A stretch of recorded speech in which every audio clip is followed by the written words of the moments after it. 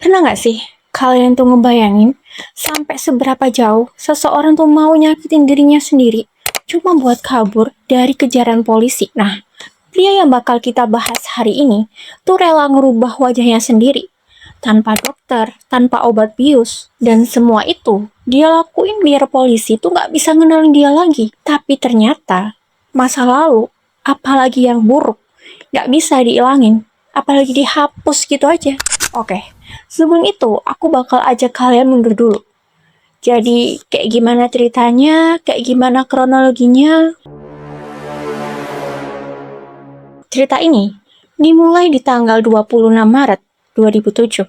Saat itu, polisi Jepang tuh menerima laporan hilangnya seorang wanita asal Inggris bernama Lindsay Ann Hawker yang baru berusia 22 tahun. Lindsay itu tinggal di Jepang dan bekerja sebagai guru bahasa Inggris. Awalnya kasus ini tuh cuma dianggap kasus orang hilang biasa. Secara Lindsay sendiri tuh juga bukan asli orang Jepang, jadi bisa aja kan dia tuh nyasar. Tapi ada satu hal yang bikin orang-orang terdekatnya tuh khawatir. Karena Lindsay itu dikenal sebagai anak sering banget berkabar sama keluarganya. Pokoknya hampir tiap hari dia di mana, sama siapa, apa-apa diceritain lah sama dia. Jadi ketika tiba-tiba tuh ngehilang tanpa jejak dan nggak bisa dihubungin selama berhari-hari, orang-orang tuh langsung pada mikir, wah pasti ada yang nggak beres nih sama nih anak. Nah, hari demi hari tuh berlalu tanpa kabar, pesan nggak dibalas, telepon nggak diangkat, sampai akhirnya dua teman sekamarnya mutusin untuk melapor ke polisi. Nah, setelah menerima laporan orang hilang itu, polisi langsung datang ke apartemen tempat Lindsay itu tinggal. Di sana, teman-teman Lindsay itu sempat keinget sama kejadian yang awalnya mereka pikir kejadian itu nggak penting-penting amat. Terus, mereka juga kasih selembar kertas ke polisi waktu itu. Dan isinya ada sketsa wajahnya Lindsay lengkap sama nama dan nomor telepon seseorang. Dan nama itu adalah Tatsuya Ichihachi. Nah, polisi pun mulai cari tahu siapa sebenarnya Tatsuya. Dan ternyata dia tuh bukan anak dari keluarga yang biasa-biasa loh. Ayahnya seorang dokter, sekaligus direktur rumah sakit. Sedangkan ibunya berprofesi sebagai dokter gigi. Dan Tatsuya sendiri juga pernah kuliah di Universitas Chiba. Tapi setelah lulus, dia tuh malah milih hidup santai dan gak kerja. Jadi semua kebutuhan hidupnya tuh ditanggung sama keluarganya. Meskipun kayak gitu, dia tuh punya hobi yang beneran ditekunin loh sama dia. Yaitu olahraga. Hampir tiap hari tuh dia latihan. Dan hal itu tentu ngebuat tubuhnya tuh punya stamina yang cukup kuat. Dan siapa sangka kekuatan fisik inilah yang nantinya tuh punya peran penting dalam kasusnya nanti.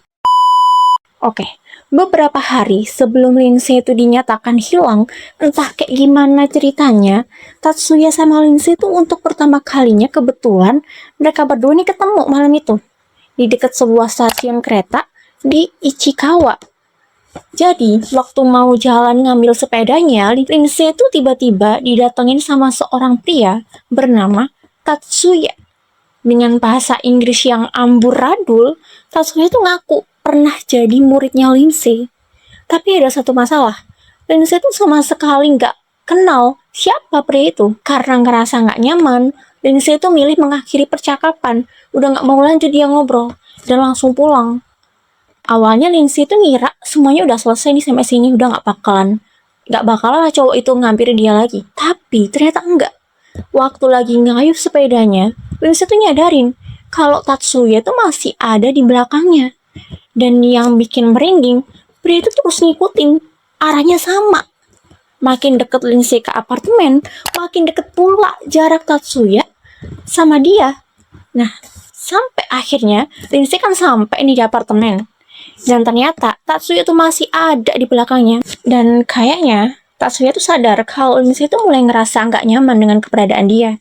Jadi di saat itu dia langsung minta maaf dan bilang kalau sebenarnya dia tuh nggak punya niat buruk.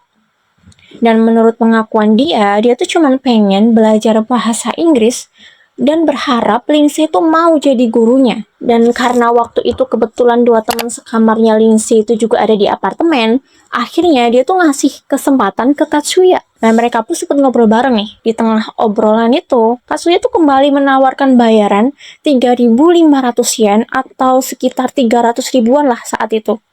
Meskipun awalnya kerasa agak aneh, Lindsay tuh akhirnya setuju buat jadi guru private-nya Tatsuya. Tapi, dengan satu syarat, kalau kita les nanti ya, kita tuh harus lesnya tuh di tempat umum. Aku pokoknya nggak mau kalau lesnya tuh di tempat tertutup. Dan Tatsuya tuh langsung setuju tanpa banyak omong. Iya, gampang kalau masalah itu kamu yang nentuin deh. Dan sebelum pulang, dia tuh terus kelihatan nyoret-nyoret sesuatu di selembar kertas. Baru setelah pertemuan tuh selesai, Lindsay ini tahu apa yang sebenarnya lagi dia gambar. Ternyata itu adalah sketsa wajahnya Lindsay lengkap sama nama dan nomor teleponnya. Besoknya, tepat di tanggal 25 Maret 2007, mereka pun ketemu di sebuah kafe buat sesi belajar pertama. Dan sejauh ini, semua itu masih kelihatan normal. Mereka ngobrol, belajar, dan gak ada hal yang mencurigakan. Tapi setelah sesi belajar itu selesai, Katsuya itu tiba-tiba bilang, Lindsay, aku lupa bawa uang tunai. Bisa nggak kau temani aku ke apartemen sebentar? Dekat kok, cuma beberapa menit dari sini. Ngedengar hal itu, Lindsay tuh sempat ragu awalnya. Tapi karena katanya jaraknya emang nggak jauh, dia akhirnya ngeiyain. Ya udah deh, tapi janji ya bentar aja.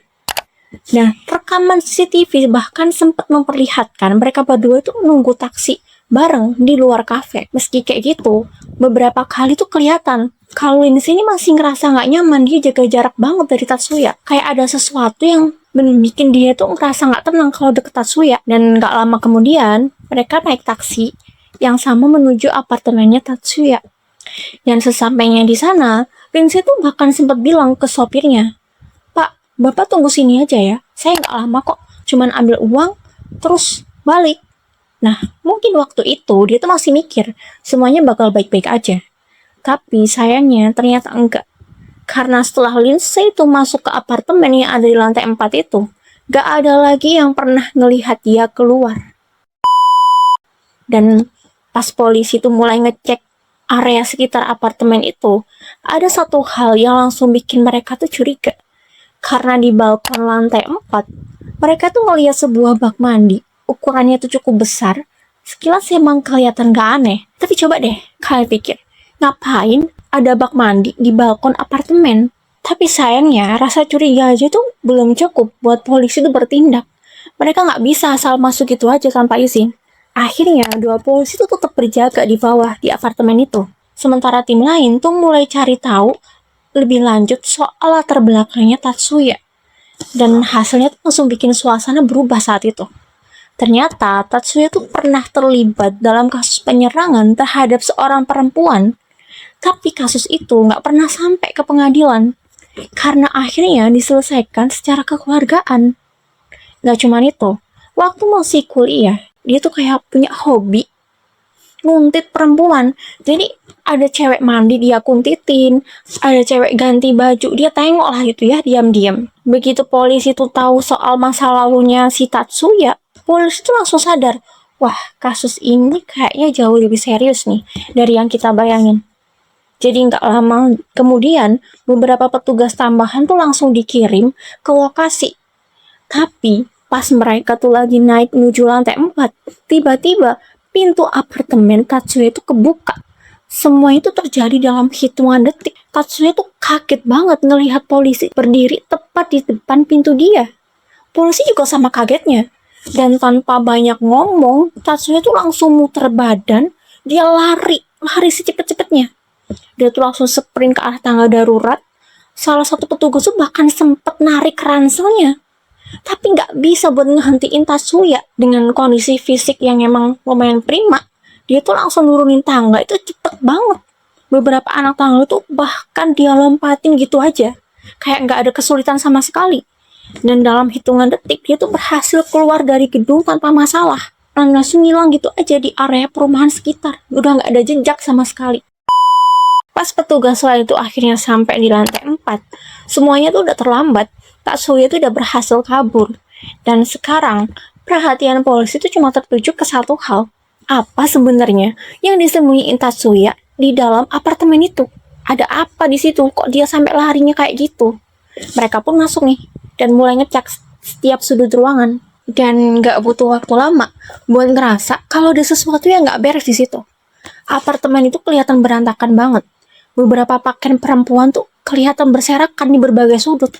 Padahal Tatsuya kan cowok ya. Ngapain sebanyak itu ada baju cewek di kamarnya? Berantakan pula. Nah, makin lama mereka ngecek, makin kuat juga nih firasat buruk mereka saat itu. Sampai akhirnya perhatian mereka tuh tertuju lagi ke bak mandi yang ada di balkon tadi. Dan ternyata bak itu isinya tanah sama pasir, tapi gak ada tanamannya. Nah, ngelihat hal itu, polisi langsung mulai ngegali pelan-pelan, dikit demi sedikit. Tanah itu mulai disingkirin, terus ada sesuatu yang mulai kelihatan. Awalnya cuma sebagian kecil aja, tapi beberapa saat kemudian mereka tuh akhirnya sadar apa yang baru aja mereka temuin ini. Ada tangan manusia. Dan saat itulah suasana langsung berubah saat itu. Pada tegang semua di dalam bak mandi itu. Polisi menemukan jasadnya Lindsay. Dari hasil penyelidikan, diketahui kalau sebelum meninggal, Lindsay itu juga mengalami kekerasan seksual dan penganiayaan. Polisi itu juga menemukan berbagai bukti yang nunjukin kalau pelaku tuh udah berusaha keras buat nutupin jejaknya. Tubuh Lindsay itu dikubur di dalam bak mandi itu, menggunakan campuran tanah dan beberapa bahan lain supaya nggak gampang ditemuin. Setelah proses identifikasi selesai, jenazah Lindsay itu akhirnya dipulangin ke Inggris. Kabar itu tentu jadi pukulan besar banget buat keluarganya dan orang-orang terdekatnya. Sementara itu di Jepang, kemarahan publik terus memuncak. Banyak orang tuh geram banget. Dan semua itu menuntut hal yang sama. Tatsuya tuh harus ditangkap. Apalagi kan polisi tuh sempat berhadapan langsung loh sama dia di apartemen. Tapi kok bisa tetap gagal nangkepnya tuh kayak gimana? Dan gak lama setelah itu, Tatsuya tuh resmi jadi buronan. Wajahnya tuh mulai muncul di mana-mana. Poster pencariannya tempel di stasiun, bandara, pelabuhan, sampai berbagai tempat umum lainnya. Pokoknya di mana-mana tuh ada wajahnya dia lah pokoknya. Bahkan polisi itu juga nyiapin hadiah buat siapa aja yang bisa ngasih informasi soal keberadaannya dia. Nah, disinilah Tatsuya itu mulai sadar. Wah, selama wajahku ini masih sama, cepet atau lambat, mereka ini pasti bakal kenalin aku. Dan aku gak bakal bisa lari, pasti ketangkep, dan aku gak mau hal itu. Dan karena itulah, dia ini ngambil keputusan yang benar-benar gak masuk akal. Dia itu mutusin buat ngerubah wajahnya sendiri, tanpa dokter, tanpa obat bius, tanpa bantuan siapapun, di sebuah toilet umum. Tatsuya itu berdiri di depan cermin sambil bawa gunting. Terus dia tuh mulai ngelakuin hal itu. Dia potong lah itu bibirnya sendiri ya, supaya kelihatan berbeda, kata dia. Tahi lalat yang di pipi tuh dia ilangin, dipaksa, dicongkel, pokoknya gimana caranya tuh tahi lalat lepas. Bahkan dia tuh sempet nyoba ngerubah bentuk hidungnya pakai jarum dan benang. Gila sih emang ini anak. Bisa-bisanya kepikiran kayak gitu loh. Dan yang bikin merinding, cara itu ya emang lumayan berhasil sih Beb waktu itu. Wajah Tatsuya itu mulai berubah dan gak lagi sama kayak di poster. Tapi pertanyaannya sekarang, apa perubahan itu cukup buat bikin dia lolos selamanya? Ternyata ya enggak. Meski wajahnya tuh udah berubah, Tatsuya tetap gak bisa hidup tenang. Dia tuh terus pindah dari satu tempat ke tempat lain buat ngehindarin polisi. Bahkan pelariannya itu sampai ngebawa dia ke Okinawa. Tepatnya ke sebuah pulau kecil yang cukup terpencil.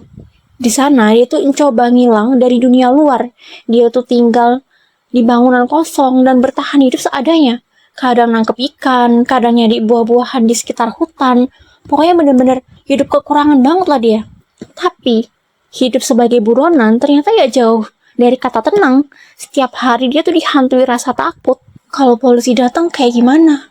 Kalau ada yang ngenalin aku gimana ya? Kalau tiba-tiba aku ditangkap kayak gimana? Pikiran-pikiran kayak gitu terus menghantui dia. Sampai akhirnya dia tuh sadar satu hal. Operasi nekat yang dia lakukan sendiri itu ternyata ninggalin bekas aneh di wajahnya. Alih-alih bikin dia tuh lebih aman, wajah itu justru bisa bikin orang makin memperhatikan dia loh. Karena itulah, Tatsuya tuh mulai mikirin rencana baru. Wah, aku butuh operasi plastik yang beneran nih. Masalahnya cuma satu, uang. Dia kan kagak bawa uang untuk kabur. Nggak ada sama sekali. Dan untuk pertama kalinya dalam hidup, Tatsuya tuh harus kerja keras buat dapetin itu. Dia pun ninggalin pulau tersebut dan pergi ke daerah pinggiran Osaka. Di sanalah dia tuh mulai pakai identitas baru. Nama Tatsuya Ichihachi perlahan tuh menghilang di sana. Sekarang dia tuh ngenalin dirinya sebagai Kosuke Inoue. Dengan identitas palsu itu, dia berhasil dapat kerjaan di bidang konstruksi. Dan sejak saat itu, hidupnya udah berubah total. Pria yang sebelumnya tuh hidup dari kiriman uang keluarga, sekarang tuh harus kerja di bawah terik matahari tiap hari. Ngangkat material bangunan, bersihin puing-puing, dan ngerjain berbagai pekerjaan fisik yang cukup berat. Emang dasar nyari perkara nih anak.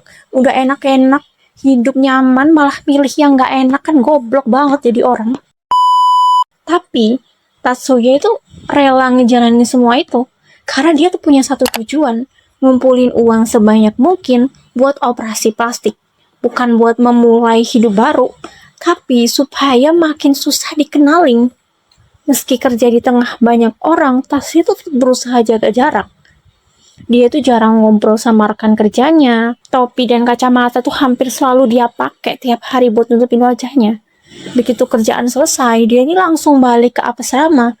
Nggak ada nongkrong, nggak ada ikut kumpul-kumpul, nggak ada ikut minum-minum, nggak ada makan dulu bareng yang lain. Jadi, sebagian besar waktunya dia tuh habisin sendirian. Soalnya dia tuh sadar, satu kesalahan kecil aja bisa mengakhiri semua pelarian yang udah susah payah dia jalanin selama ini. Bahkan, saat terpaksa ikut acara bareng rekan kerjanya, Tatsuya tuh tetap berusaha jaga jarak. Sampai ada satu momen yang cukup menarik nih. Waktu itu, para pekerja lagi main bowling dan pengen foto bareng, rame-rame. Dan kalau diperhatiin, dari foto itu, Tatsuya kelihatan sengaja berdiri di barisan paling belakang, seolah tuh dia lagi berusaha ngumpet dari kamera. Mungkin buat orang lain tuh kelihatan sepele ya, emang dia nggak pede aja di kamera maybe, ya kan? Tapi buat seorang buronan kayak Tatsuya, hal-hal kecil kayak gitu bisa jadi sangat penting banget, karena satu foto aja bisa ngehancurin semuanya yang udah dia bangun selama ini. Hari demi hari tuh berlalu, bulan demi bulan tuh berganti, dan tanpa terasa lebih dari setahun, Tatsuya tuh udah hidup dengan identitas palsunya ini. Tabungan dia tuh terus bertambah. Dia tuh hidup super hemat banget. Pokoknya hampir nggak pernah lah ngeluarin uang buat hal-hal yang nggak penting. Sampai akhirnya uang yang dia butuhin tuh berhasil kekumpul. Dan rencana berikutnya pun akhirnya bisa dijalanin. Tapi di tengah semua itu muncul lagi nih sesuatu yang benar-benar aneh. Di saat polisi dan keluarga Lindsay itu mati-matian nyari keberadaannya, justru ada sekelompok perempuan muda yang mulai mengagumi Tatsuya. Bahkan, mereka tuh punya sebutan sendiri, namanya Ichihashigo katanya. Katanya tuh Tatsuya tuh ganteng banget. Duh, emang bener-bener gak jelas nih. Dan katanya, alasan mereka ngagumin Tatsuya itu juga bikin banyak orang gak habis pikir waktu itu. Katanya dia tuh misterius loh, udah gitu ganteng lagi. Itu matanya loh, keren banget. Kurang lebih komentar-komentar kayak gitu yang banyak bermunculan waktu itu. Padahal orang yang mereka kagumin itu adalah seorang buronan yang lagi kabur dari kasus kejahatan yang cukup serius. Gak heran sih kalau banyak orang sampai geleng-geleng kepala ngelihatnya. Sementara itu, tekanan kepolisian Jepang terus bertambah. Waktu itu terus berjalan, tapi Tatsuya ini masih aja belum ditemuin, bahkan nggak ada tanda-tanda keberadaan dia di mana. Jadi pencariannya tuh bener-bener nggak ada kemajuan sama sekali. Dan di sisi lain, keluarga Lindsay ya masih terus hidup dengan rasa kehilangan yang cukup besar. Bahkan orang tua Lindsay itu beberapa kali terbang langsung dari Inggris ke Jepang, cuman buat ngikutin kasus ini dari dekat. Muncul di berbagai wawancara televisi dan gak pernah berhenti minta supaya pencarian terhadap Tatsuya itu tetap dilanjutin. Tolong ya, jangan berhenti buat cari. Kami tuh cuman pengen keadilan buat putri kami. Nggak ada hal lain. Pokoknya jangan berhenti ya. Dan seiring berjalannya waktu, kemarahan publik itu juga makin besar. Banyak yang mulai nanya hal yang sama. Kok bisa gitu loh? Wajahnya udah ada di mana-mana, tapi masih aja belum ketangkep. Itu gimana sih polisinya? Kerja apa kagak? Tekanan itu akhirnya bikin polisi ngambil langkah baru. Mereka itu menaikkan jumlah hadiah buat siapa aja yang bisa ngasih informasi soal keberadaan Tatsuya. Dan jumlahnya tuh gak main-main loh waktu itu. Bahkan banyak yang nyebut kalau itu jadi salah satu hadiah pencarian buronan terbesar di Jepang pada saat itu. Nah, di tengah situasi itu, perhatian publik itu juga sempat tertuju ke keluarganya Tatsuya. Banyak orang tuh curiga kalau kedua orang tuanya tuh diem-diem ikut ngebantu pelarian anak mereka. Apalagi, kan keluarga Tatsuya ini terkenal bukan keluarga orang biasa ya. Dan selama bertahun-tahun ini, mereka hampir nggak pernah muncul di depan publik. Mereka juga jarang ngomong ke media. Tapi setelah polisi nyari tahu lebih lanjut, nggak ada bukti yang menunjukkan kalau mereka tuh terlibat dalam pelariannya si Tatsuya. Dan kenyataannya hanya terungkap. Justru jauh lebih menyedihkan sih. Mereka tuh memilih diam bukan karena mau ngelindungin Tatsuya, tapi karena mereka tuh nggak sanggup menerima apa yang udah dilakuin anak mereka sendiri. Sampai akhirnya, setelah bertahun-tahun bungkam, kedua orang tua Tatsuya itu muncul di televisi. Dengan mata yang berkaca-kaca, mereka tuh akhirnya bicara langsung ke putra mereka.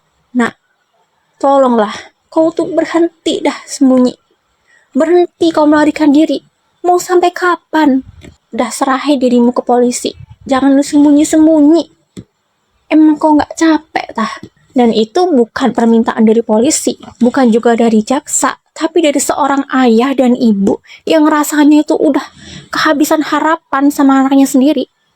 Tapi saat pesan itu ditayangin ke seluruh Jepang, Tatsuya itu justru lagi nyiapin rencana berikutnya. Selama berbulan-bulan kerja sebagai buruh, akhirnya dia tuh berhasil ngumpulin uang yang dia butuhin, dan menurutnya sekarang adalah waktu yang pas buat ngilangin identitas lamanya untuk terakhir kali. Dia pun mutusin datang ke sebuah klinik bedah plastik di Fukuoka. Sebenarnya ini bukan operasi pertamanya. Sebelumnya dia tuh udah beberapa kali ngerubah bagian wajahnya. Tapi kali ini fokusnya ada di hidung, karena menurutnya bagian itu masih terlalu mirip sama wajah aslinya. Tatsuya itu datang seperti pasien biasa, ngisi formulir, nunggu giliran, terus ngejalanin pemeriksaan seperti pasien pada umumnya. Awalnya nggak ada yang aneh, aman-aman aja dia.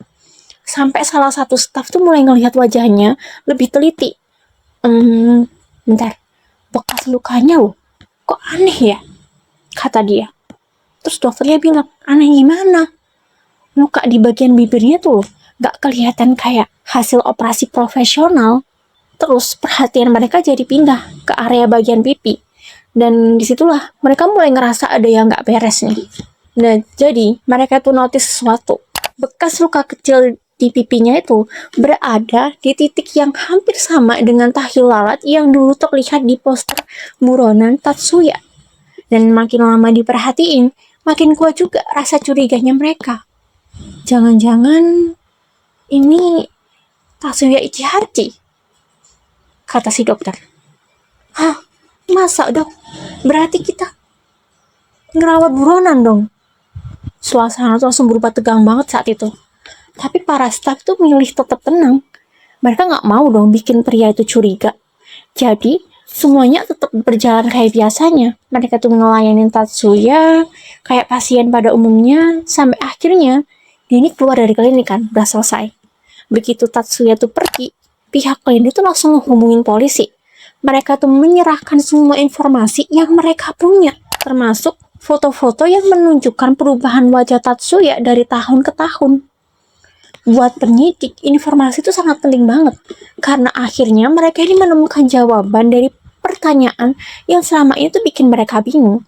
Kenapa Tatsuya itu susah banget dikenalin? Ya karena wajah yang dicari di seluruh Jepang itu emang udah berubah jauh.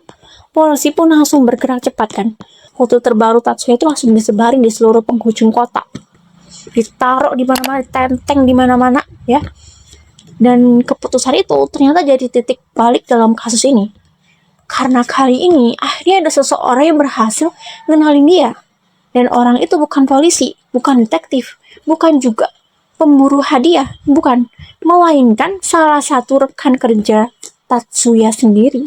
Suatu hari, pria itu lagi nonton televisi. Terus wajah yang muncul di layar tuh kok kerasa familiar banget. Terus diperhatiin lah sama dia. Dan makin lama dilihat, makin yakin juga dia. Bentar-bentar. Ini bukannya Kosuke. Kok di sini namanya Tatsuya? Barulah saat itu dia sadar sesuatu. Orang yang selama ini dia kenal sebagai Kosuke Inoue ternyata adalah Tatsuya Ichihachi.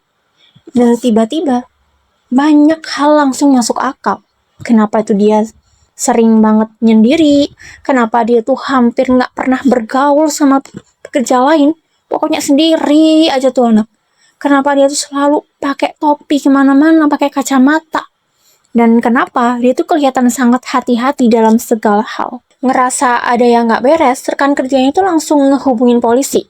Begitu menerima laporan itu, polisi langsung bergerak. Mereka menuju ke tempat tinggal Tatsuya.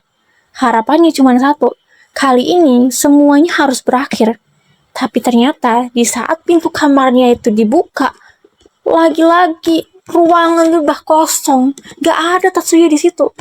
Gak ada barang-barangnya juga. Dia tuh hilang lagi. Seolah dia tuh selalu selangkah lebih cepat dari orang-orang yang lagi ngejar dia. Kok bisa ya tuh anak? Heran aku. Rupanya Tatsuya tuh udah sadar kalau identitasnya tuh kebongkar waktu di klinik. Dan dia tahu waktunya gak banyak lagi. Satu-satunya pilihan yang tersisa ya kabur. Dan waktu itu di kepalanya cuma ada satu tujuan, pulau terpencil, tempat dia pernah bersembunyi sebelumnya. Tempat yang menurutnya tuh paling aman dari kejaran polisi.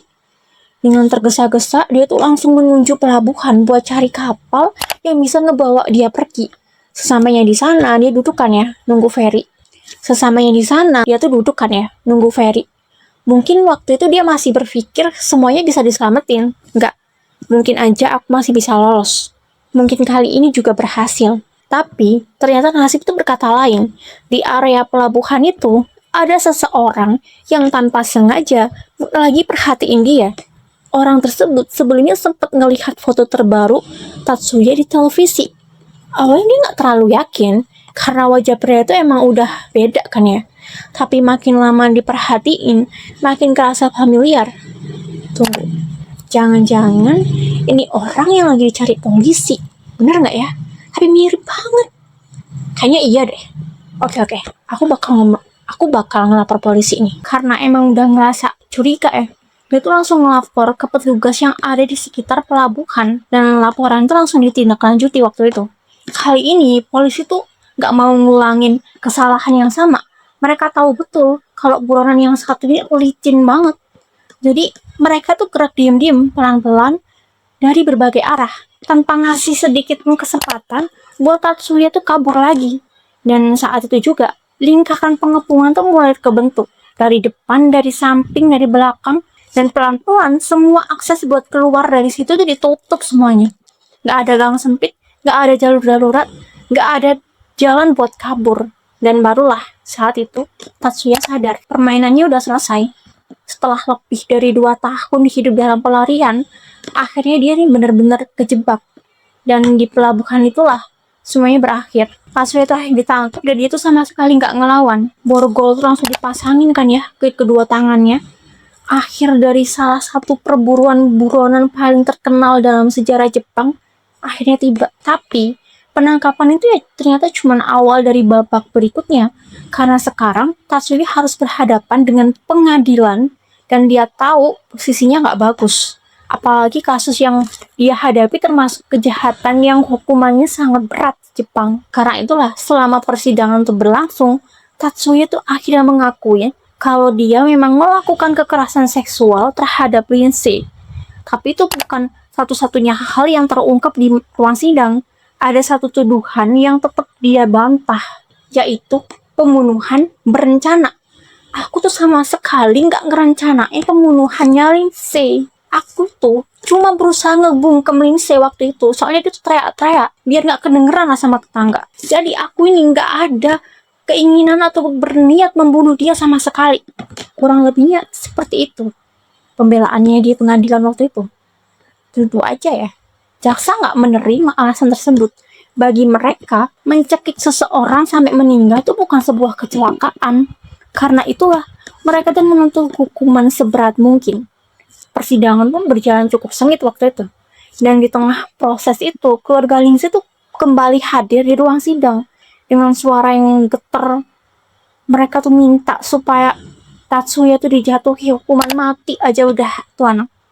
Bagi mereka, Lindsay tuh sosok yang baik, ramah, dan masih punya masa depan yang panjang. Kenapa harus kayak gitu gitu? Bahkan saat pertama kali dia tuh ngerasa nggak nyaman dengan Tatsuya, Lindsay itu tetap memperlakukan Tatsuya dengan baik. Tapi kenapa semua kebaikan itu justru dibalas dengan cara yang cukup kejam? Sementara persidangan tuh masih berjalan, Tatsuya itu kembali jadi sorotan karena sebuah keputusan yang cukup kontroversial. Dia tuh menulis buku tentang masa pelariannya dan judulnya kurang lebih kayak Sampai Saya Ditangkap. Dan di dalam buku itu dia ceritain nih semua kehidupannya selama dia tuh jadi buronan.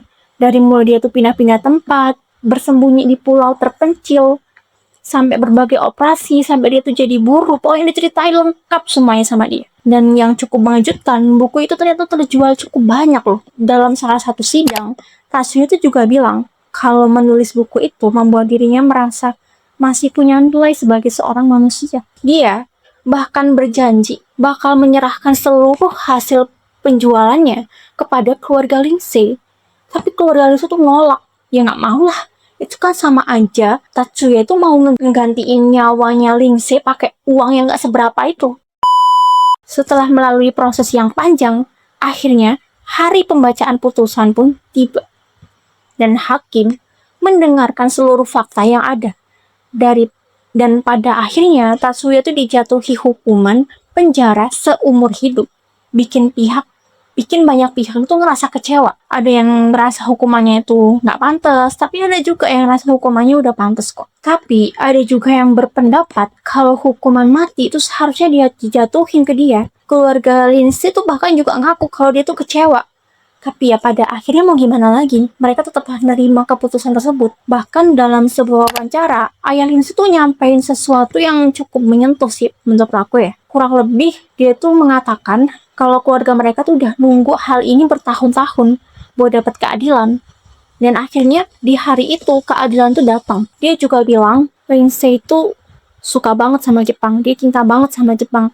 Dan ternyata masyarakat Jepang tuh nggak mengecewakan dia. Kalimat ini tuh nunjukin betapa besarnya hati keluarga Lindsay di tengah kehilangan yang mereka alami. Oke, makasih yang udah nonton videonya sampai akhir. Buat yang suka banget sama cerita-cerita kayak gini, jangan lupa tekan tombol like, comment, share, dan subscribe. Biar kedepannya aku tetap bisa sharing-sharing cerita kayak gini ke kalian. Oke, see you to the next video. Bye!